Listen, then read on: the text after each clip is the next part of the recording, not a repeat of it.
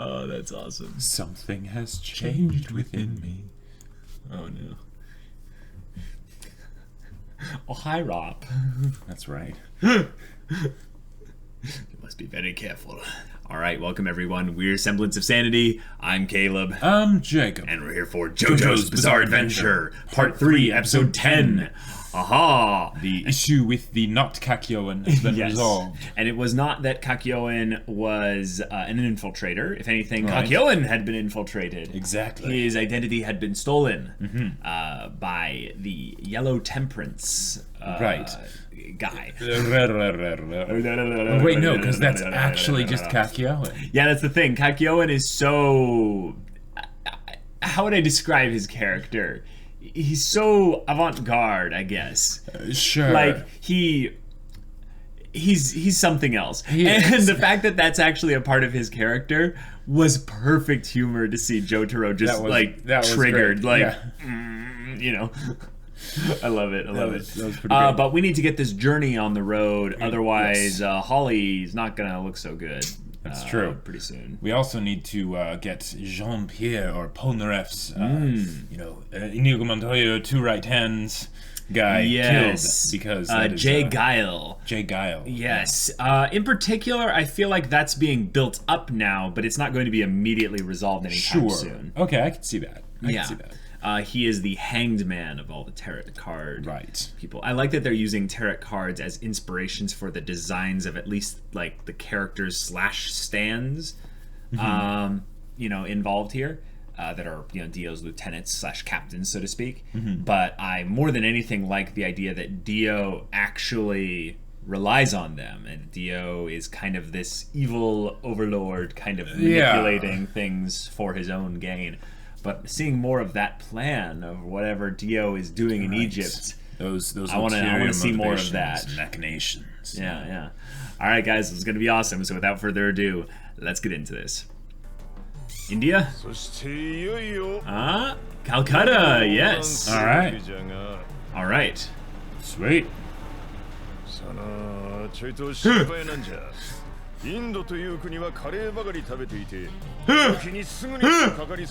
That's Joseph, wow. Okay. Yes, it is loud.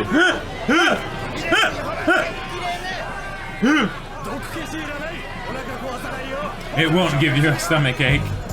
Oh my gosh. Wow. Someone already stole my wallet. And that was such a problem last episode. You ain't going to heaven yet.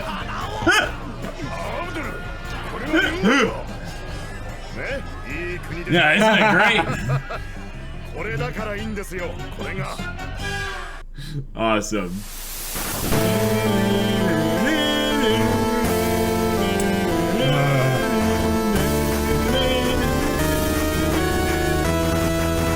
I have to prepare my energy for the ora. Stardust, stardust.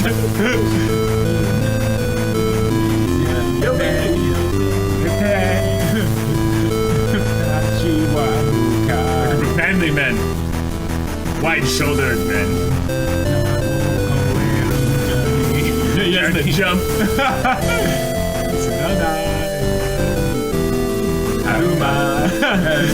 Something.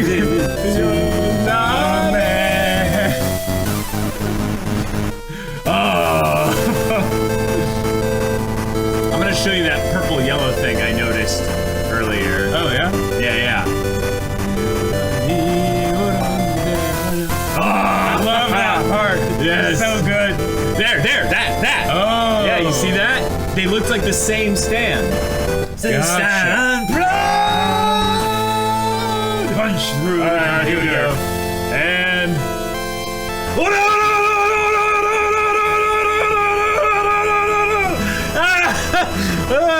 I gotta build up my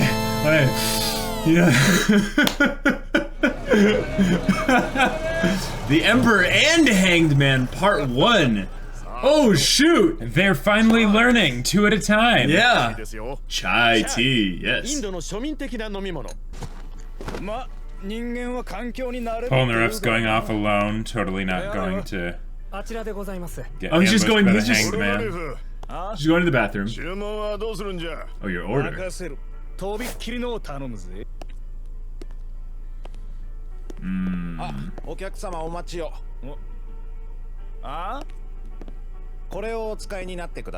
Oh, in a mirror. We know that the stand involves mirrors. Yeah. Wow. But he's alone, yep, in a room, and they're doing all these shots to make us, like, realize how... What? What? No, it's probably just the dirty toilet. Oh, yeah. Inside it? Ah! What the heck? So that's what they're supposed to push it down. Oh, it eats the crap. Oh, oh, oh. Yes, yes, the big.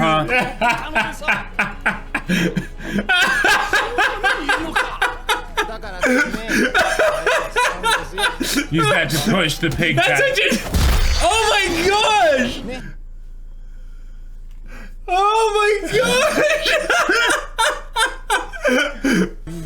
Oh my gosh! It's not an enemy stand. It's just a very hungry pig.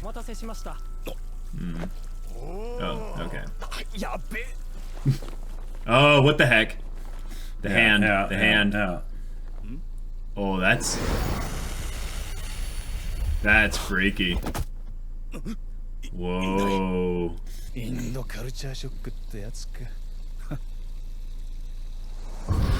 What the heck? Dude, go get your boys. Go get your boys. Yeah. Go get the Joe Bros. I mean, they're literally right there. Oh, crap. Yeah, okay, good. He's... Good, at the very least. Alright. Destroying the mirror, that's logical. Okay. I'll stand! Yeah. Oh, right. Someone nearby. Yeah, could be anybody. Genius. Yeah.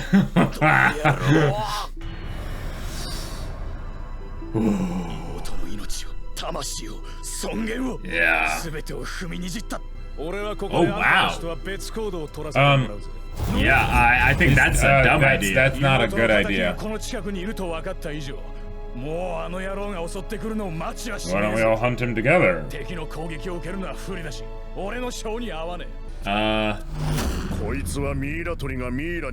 Yeah, well said. Yeah. Yeah.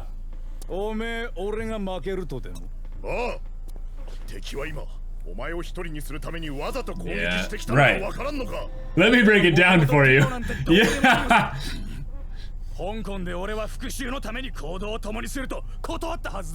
Sure, but they can tag along with you. But they might not delay their journey to go off on a hunt for this guy. Oh, crap. Oh, boy. Whoa, crap. Yeah, good job, Joseph. It's not worth it.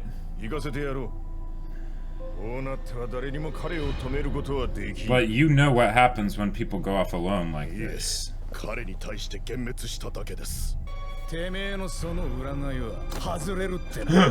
Because he's the fortune teller. Uh-huh. Yeah. That was a nice little Yeah. ego slap right there.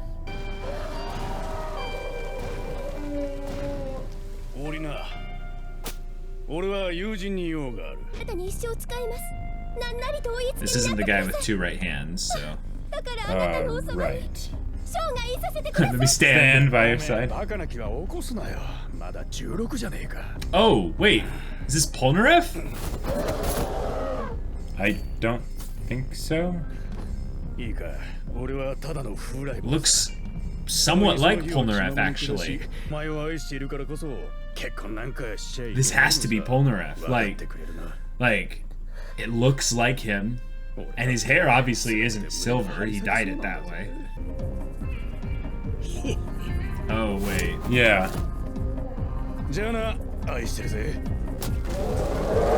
Maybe this is the Emperor. Sure. Remember there's the Hanged Man? What the heck?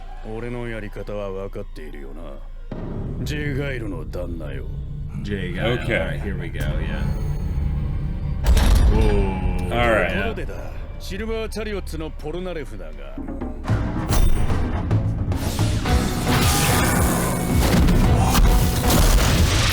What? What the heck? Ho ho ho ho!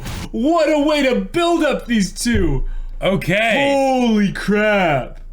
Alright. Oh, yeah. Yeah. Alright. Alright. Cool. I like this. Yeah.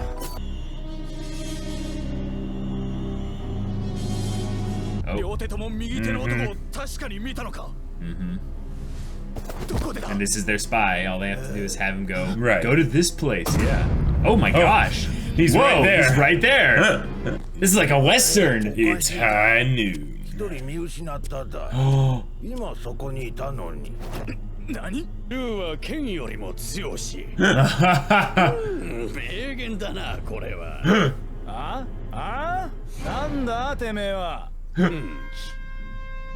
Horse. Where's the dude with right hands? Yeah. See all the water? Reflections. Mirrors. Oh, I know. I know.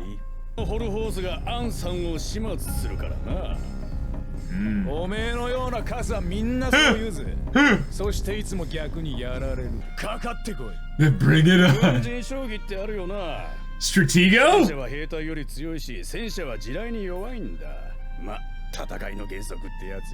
Huh. What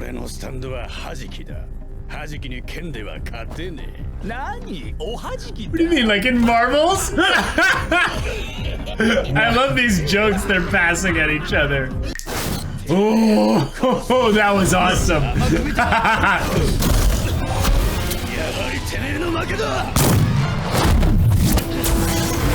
Whoa.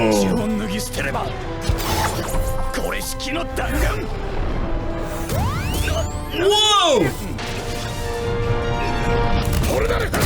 Yes! Alright, here we go. Cool. What happens when he shoots multiple bullets? Power for power, yep. Let's see which is stronger. Whoa, whoa.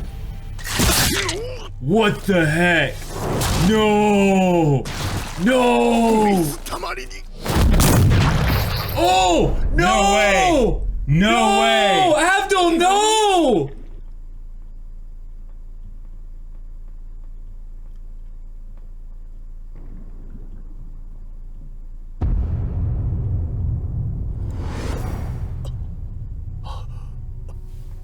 Oh, wow.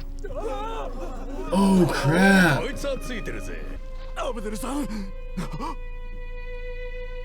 Yeah.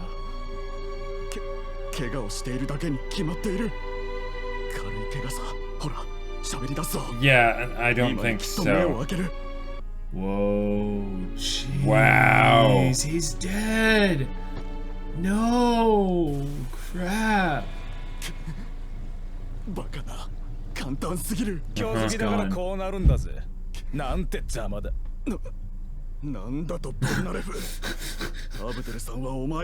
He saved your life.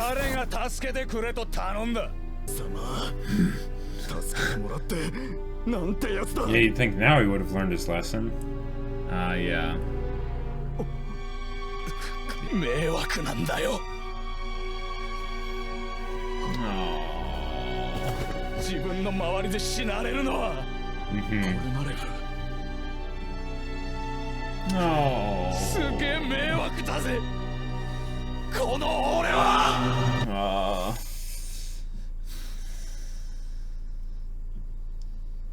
How can I walk like an Egyptian at a time like this? Yeah. I'll do a dance to kind of cheer me up.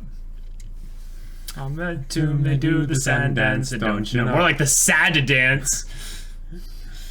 Down like a domino. More like an Avdol. The money on a bet. Crocodiles and they tap their teeth on your cigarette.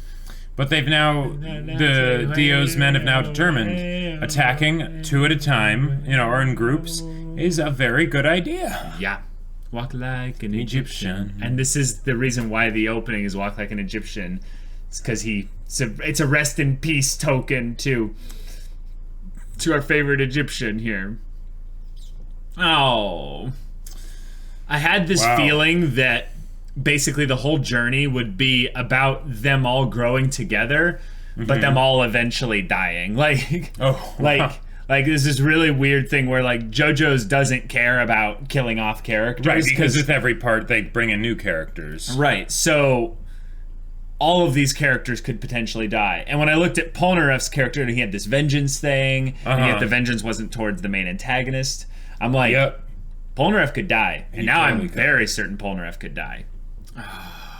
Okay. Rip Avdol. Yeah. Jeez. I like that they made it be someone else that basically got hurt and and died because of Polnareff's right, because it's ultimately his blindness to what's going his friend's help and all that. Well, yeah, because he's vengeance is a thing that drives people away from you because your ultimate goal is to essentially dole out vengeance, right? Which is something that naturally pushes people away. And there's the whole saying of like dig 2 graves, one for yourself and one for the person you're after. Right. But I really like how they made it so that it was someone else that ended up dying. Right. It was Avdol's choice to go and help Polnareff, but that shows more of the character of Avdol than it does Polnareff. Polnareff's mistake was his own. But while he is partially responsible, he is not fully responsible, and that's a good thing to bring up. Is we don't blame we don't blame Polnareff for Avdol's death. Avdol died because he's a good person, because he went to help him. No good deed goes unpunished. Exactly. And Polnareff will have to bear that. Right. But the idea is that this actually could bring about some interesting depth to Polnareff. So essentially, Avdol will probably be sacrificed on the altar of Polnareff's character development. Right. And probably the groups as a whole. Is they'll get a little bit, tighter together as far as just things go. But another thing to bring up, JoJo's is very fast and loose with its mortal injuries kind of thing, or at least it certainly was in part 1. But part 2, then they had things like even in part 2. Did you see the nurse that Kakyoin absolutely obliterated?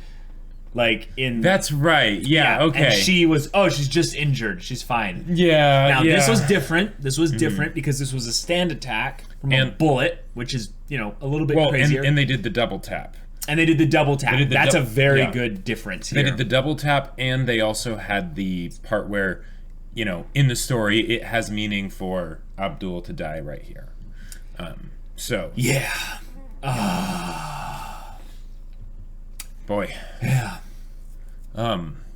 Yeah. One thing I will say, and this is not something that I think is really much of an issue because this is the first time it's happened in JoJo's, but because they have separate parts and everything for the separate stories, it's just one of those things where if this were another story, I would probably be like, but they had the person of color die. Oh, I don't care. Yeah. This is one of those things in particular where you could tell that all the characters on the JoBros squad were up on the chopping block. Okay.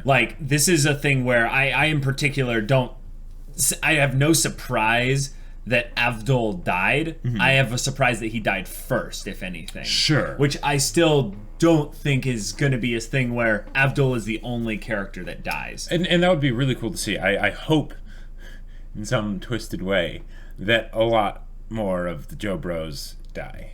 Kakyoin in particular, I think, has very little plot reasons to die in terms of story oomph or anything. Sure. But I think he's a very good character to have just die on the quest. Just have Dio like one shot him or something, or Polnareff to get his vengeance, and then to basically maybe have vengeance be what kills him, and the old hag kills him, the mom of J Geil. There you go. She goes on a vengeance thing and kills Polnareff out of hatred for killing her son.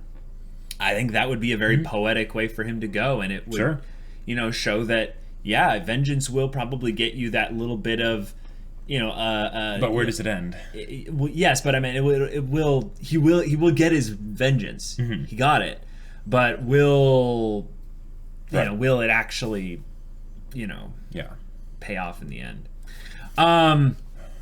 But they're doing this one to be set up as a group of stand users versus another group of stand users, which will be very exciting. Awesome. I'm very excited for it because the stands have gotten more and more creative as time has gone on. Yeah. In particular, the voodoo doll one was just kind of crazy. The fly one was a little bit wacky. The boat one was a little bit kind of creative, I would say there. Yeah. It was more creative in that they had an animal be the stand user. Right. Which is just kind of different, Yeah, and I think like for this one, because it's not just that each stand user is creative, but there's two creative stand users that they're going up against that are working together. So the amount of possibilities of what can happen just goes through the roof. Right. But in particular, the J Geil, Hanged Man stand, I am very much a fan of. Yeah. Well, and what a way to introduce those two characters, too. Right. Like, it seems like the kind of stand where you really do not have a chance of beating the stand. You have to destroy the user. Like, you have to destroy the stand wielder, essentially. Otherwise, you're in trouble. And any reflective surface being used as a means by which to have this sort of extra dimensional space where you can hurt them that's translated into the physical world or what have you.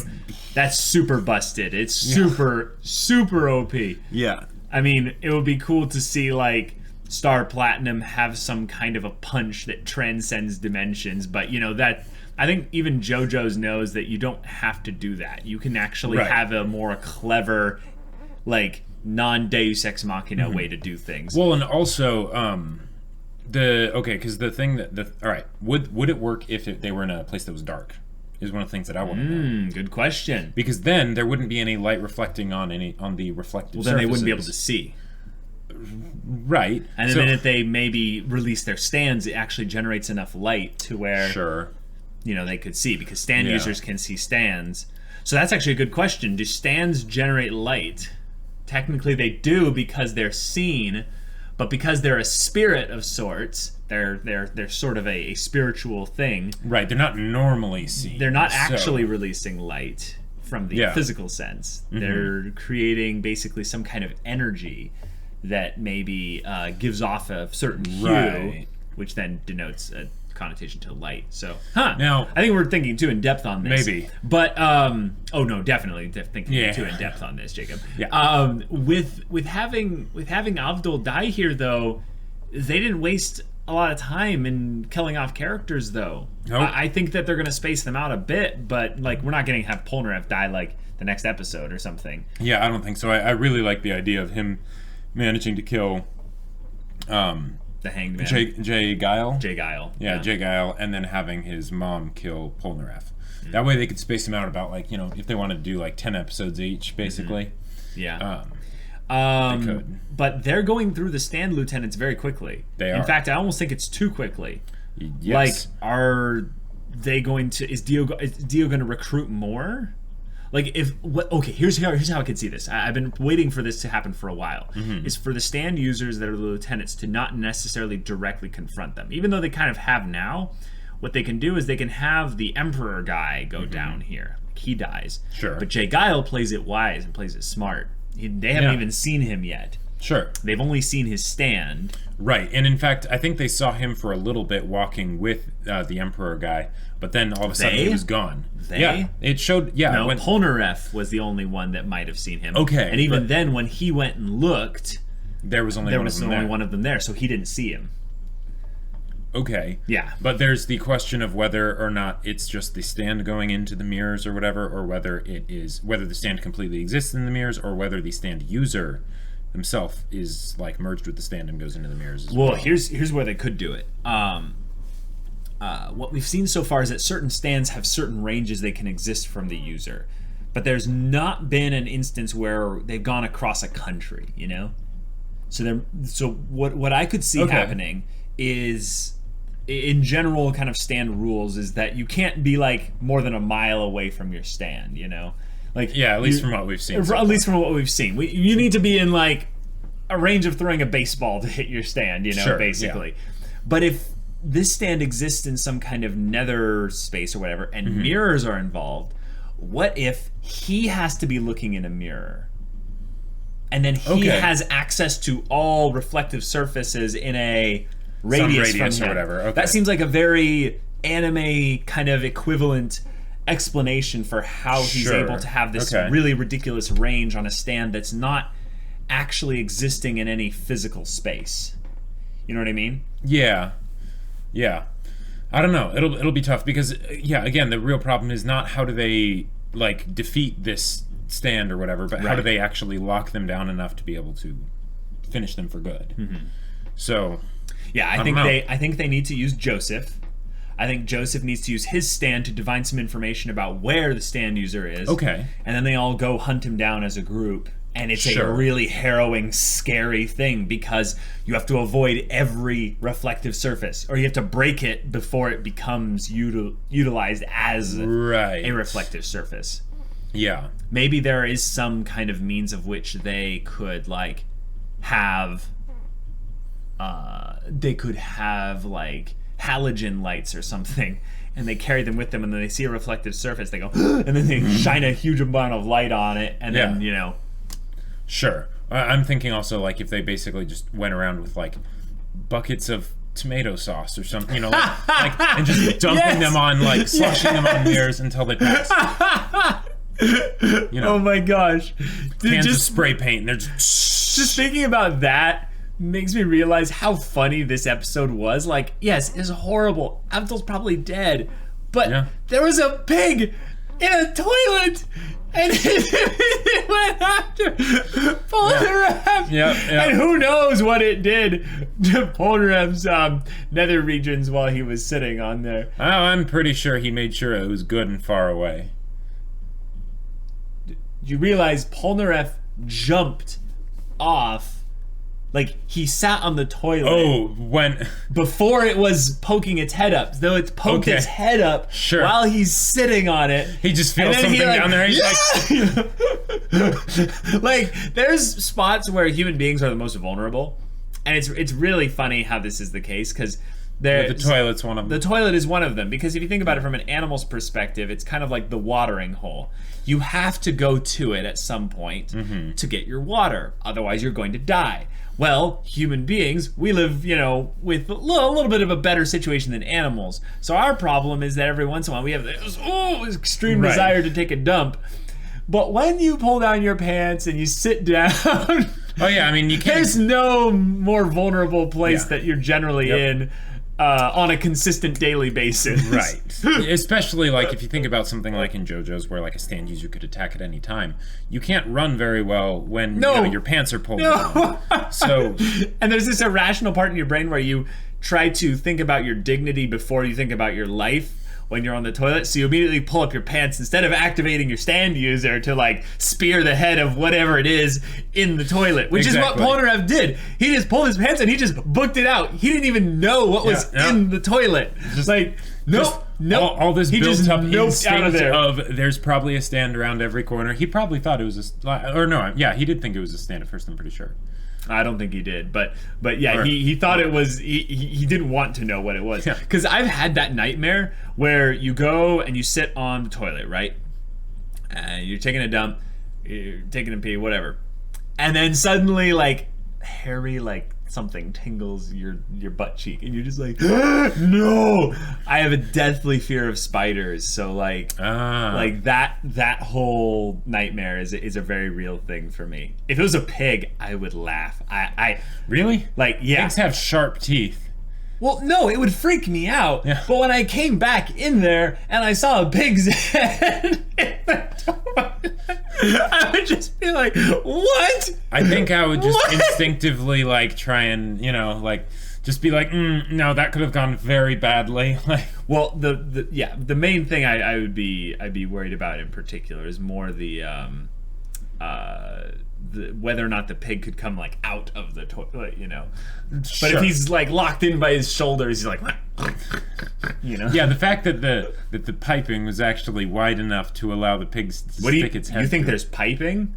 There's no piping. It's just a straight hole. Yeah. Dude, like you should you should go to a third world country or something like that. You take some bathrooms out there in the public areas and stuff. It's just straight hole. Yeah. It's actually kind of genius if you think about it, because the pigs, they don't care what they're eating. Like you get a very clean, like recycling kind of system going on there, except then you have to clean up what they crap out. Yeah. So, it's all 1-to-1, I guess. I feel so horrible that we're talking more about the pig than we are about Avdol. Now let's move on from that. They have gone to Calcutta. Yes. So they made a huge leap in the journey. In their journey time. Yes. So maybe the fact that they got to Calcutta without much delay made them feel a little bit, let's have some chai tea, let's relax. Sure. They're feeling pretty good because they've made good time so far. But now they've encountered 2 stand users, and having to deal with 2 at once is something Jacob and I have wanted to happen. Exactly. But... yeah. Oh, how many episodes do you think they're going to have to deal with these guys? Because it could be... They said this one was part 1, so I don't know. I could see maybe 3 episodes in total for these guys. Right. I mean, at minimum 1 more, obviously. Right. But they could do another one on top of that if they wanted. Right, but what they could do is have this one be like part 1 and 2 with the both of them, but then the episodes after that are just the Hanged Man.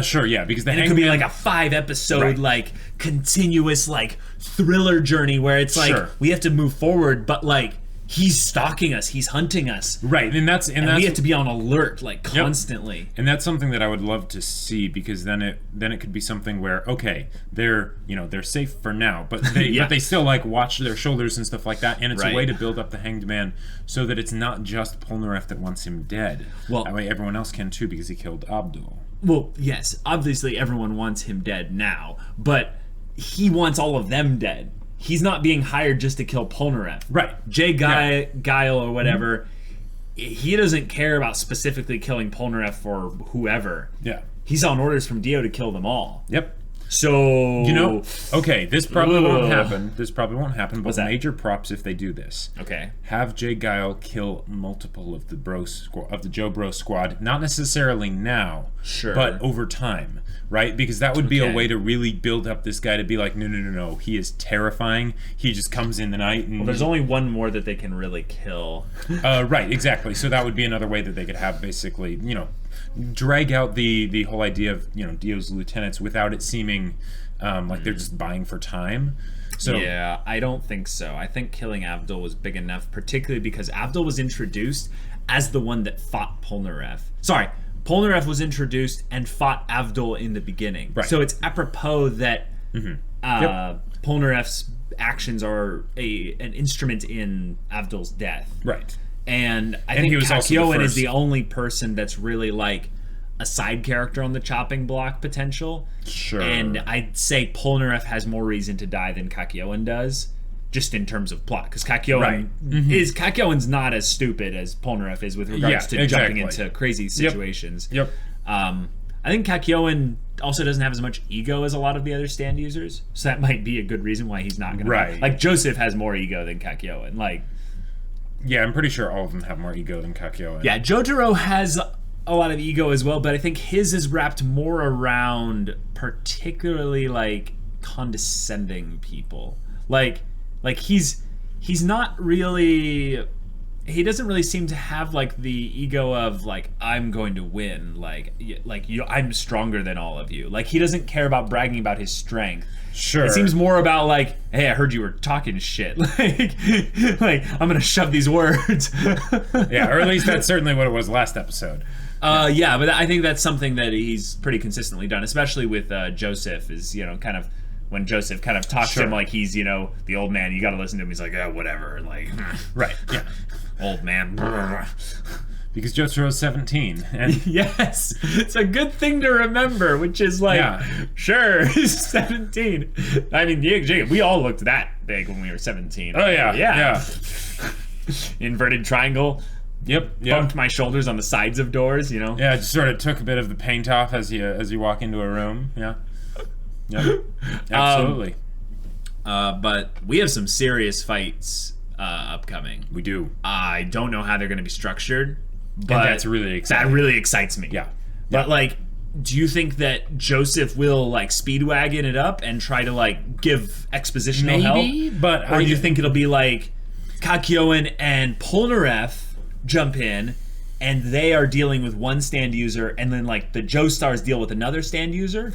Possibly. Or like all 4 versus 2 or one-on-ones with like 2 in the standby like waiting in case they need help and then they jump in to help when like someone gets countered or something. Like there's so many ways they could do this. Yes, and the thing that I'm probably most excited about is that they've already other than the fact that there's multiple stand users, right? But it's a fight that was started in the previous episode, so that means they won't have to go around with the whole thing of wondering like, oh, what is this? Is it a stand? No. They'll just acknowledge that'll be what they're dealing with right out the gate, so they'll have a lot more time to deal with the fight, and which will be good because there's multiple, parties involved on both sides. So, right. That's what I'm mainly going to be excited about, because then they can take that creativity that they used for like, revealing that it's a stand and use that instead for different tactics and stuff that the Hanged Man and the Emperor use together. Totally. Yeah. I'm excited. I think that this was probably one of the most intense episodes of the first of part 3. The first bit here of part 3. The added aspect of having kind of that little scene to build up the sand users, where they brought in the young kind of the young very pretty girl with all the adornments and stuff, and we were like, oh, this guy's not half bad. Like, who is this guy? I thought he was Polnareff because he kind of looked like him. And then you were like, no, you could tell that there was something off. And then he started talking kind of lecherous once she left. And then they show the other person and you realize that they're together. That was a very clever scene. Especially with the whole thing of the Cobra showing up and the guy being like, oh, no problem, I'll just shoot it. But then like even the head bit as it just goes past the bottle. Yes. So, doesn't have to be a mirror, just any reflective surface. Right. There's a lot of visual storytelling that happened in that bit just regarding their stands alone. Right.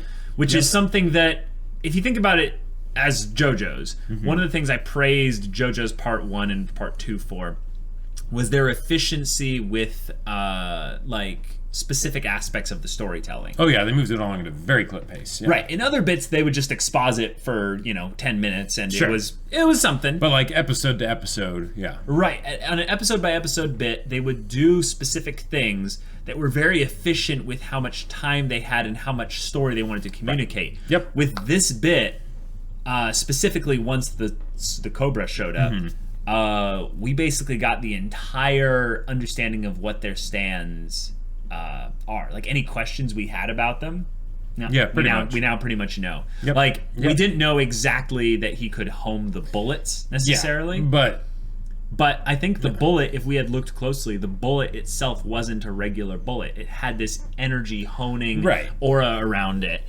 And I don't know, it's just a good build-up bit for some, mid kind of early season antagonists and stuff, and then we just find out like, oh shoot, these guys are legit. I think seeing competent antagonists in a story that feels very much like a video game kind of adventure story up to the big boss. It reminds me that this show is like really good when it like wants to get into like the intense stuff.